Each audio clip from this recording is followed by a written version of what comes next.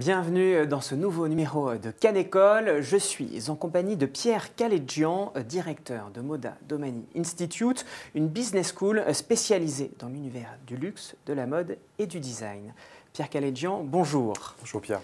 Alors, Moda Domani Institute, c'est une école créée par l'ISG, un institut supérieur de gestion, membre du groupe Ionis. Vous avez donc fait ce choix de commencer dès l'année bachelor, la première année après le bac, par une spécialisation. Est-ce que selon vous, l'avenir du management s'oriente justement vers une spécialisation précoce ? Alors effectivement, on a décidé de lancer cette école parce qu'il y avait une forte demande à la fois des professionnels et des étudiants qui souhaitaient échapper à un schéma classique avec une spécialisation uniquement en années 4 et 5. Donc il y avait déjà cette demande et par ailleurs, pour ce qui est du manager, c'est pas un métier, voilà, c'est une posture, c'est un art de vivre et c'est pour cela qu'on a décidé effectivement de spécialiser les étudiants assez tôt en les mettant dans des workshops par exemple, où ils vont apprendre à travailler ensemble, à gérer des projets, à gérer les différences de compétences culturelles, où ils vont apprendre à gérer leur leadership, etc. Donc oui, le management, c'est un art de vivre et c'est effectivement se spécialiser tôt, c'est se mettre dans cette posture le plus tôt possible. Alors, l'économie, de manière générale, fait face à un virage numérique.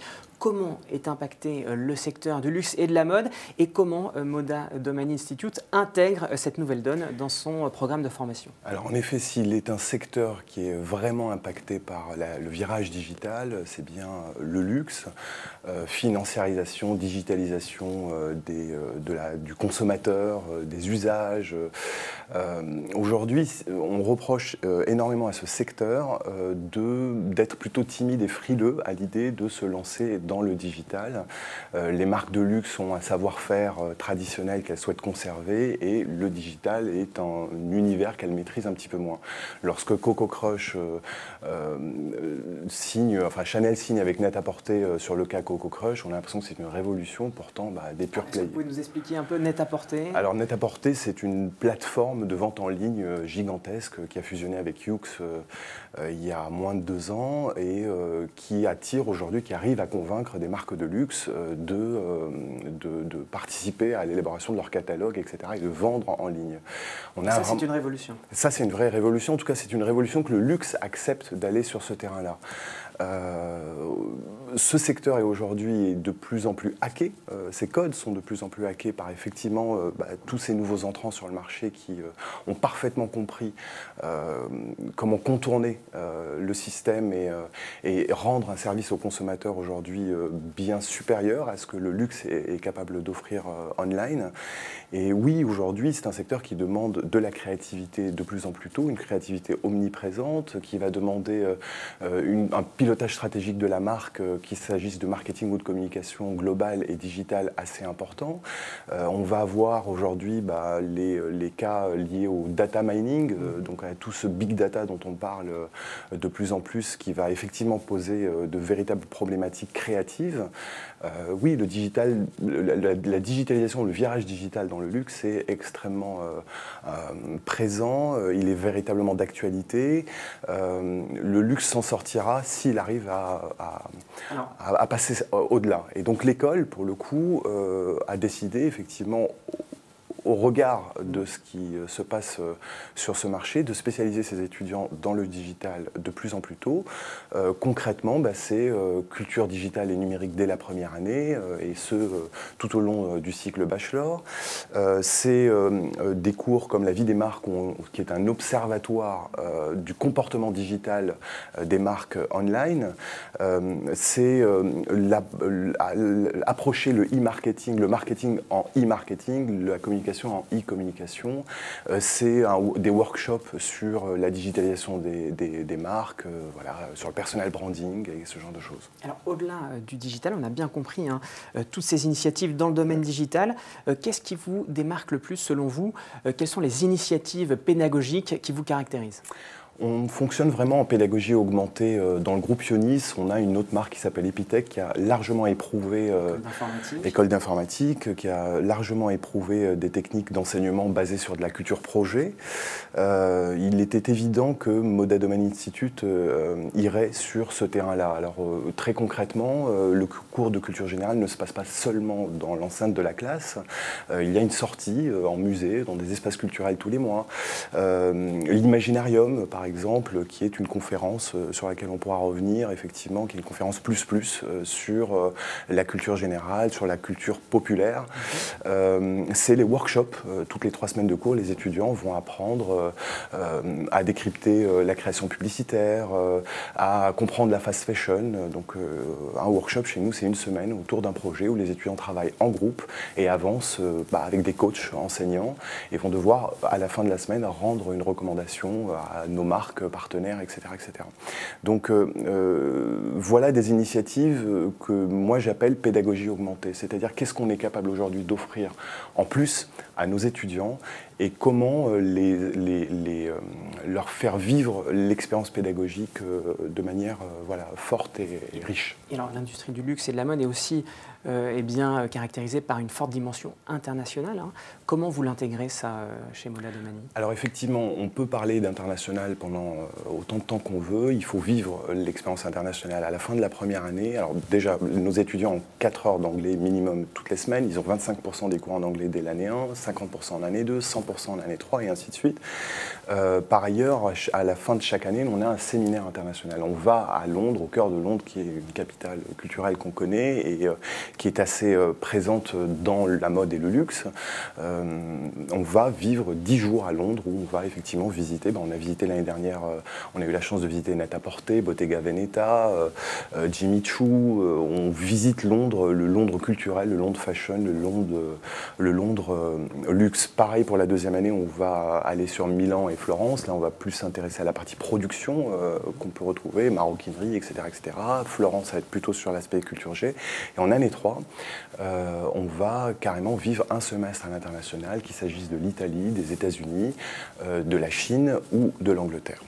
Alors, on le voit bien dans votre programme pédagogique, il y a une forte interaction avec l'univers industriel, les entreprises qui font vivre ce secteur, mais il y a aussi une forte dimension culturelle. Vous parliez des conférences Imaginarium où vous recevez des artistes notamment.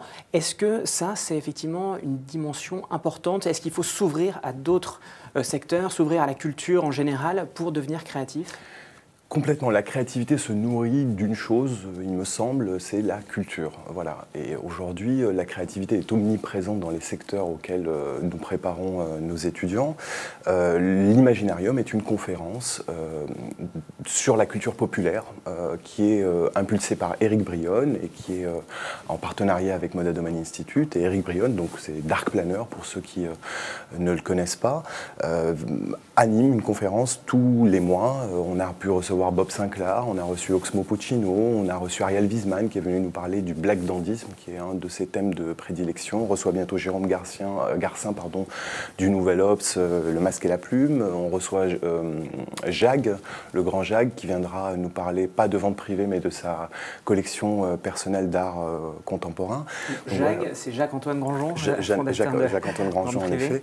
Et pour le coup, voilà, on va demander à ces artistes, à ces entrepreneurs, quelle vision ils ont de la sociologie, quelle vision sociologique ils ont du luxe, de la mode ou du design.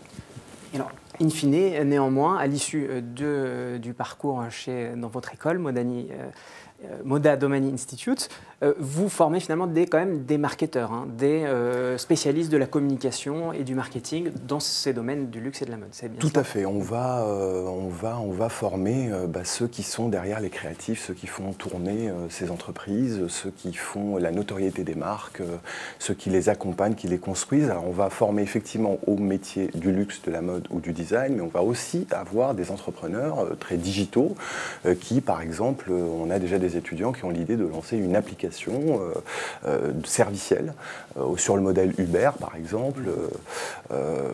Voilà, on a aussi pas mal d'entrepreneurs. Donc il ne s'agit pas uniquement des métiers spécifiques du luxe, de la mode, mais c'est plutôt une posture d'excellence en termes de services et de compétences. Et en octobre prochain, vous lancez un MBA FLD, Fashion, Luxury and Design. Est-ce que vous pouvez nous en dire un peu plus? Effectivement, ce MBA FLD, Fashion, Luxury and Design, s'ouvre en octobre prochain.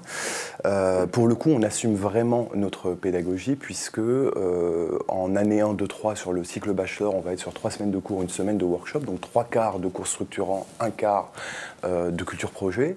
En année 4, on inverse complètement la donne, c'est-à-dire qu'on va être sur 3 quarts de projet, de culture projet par workshop et 1 quart de cours structurant. Donc l'idée, c'est véritablement pour le coup de mettre l'étudiant dans une situation d'apprentissage opérationnel. On ouvre la boîte à outils, on met les mains dans le cambouis, on démonte, on remonte et on apprend justement à se former. On se forme de manière assez concrète.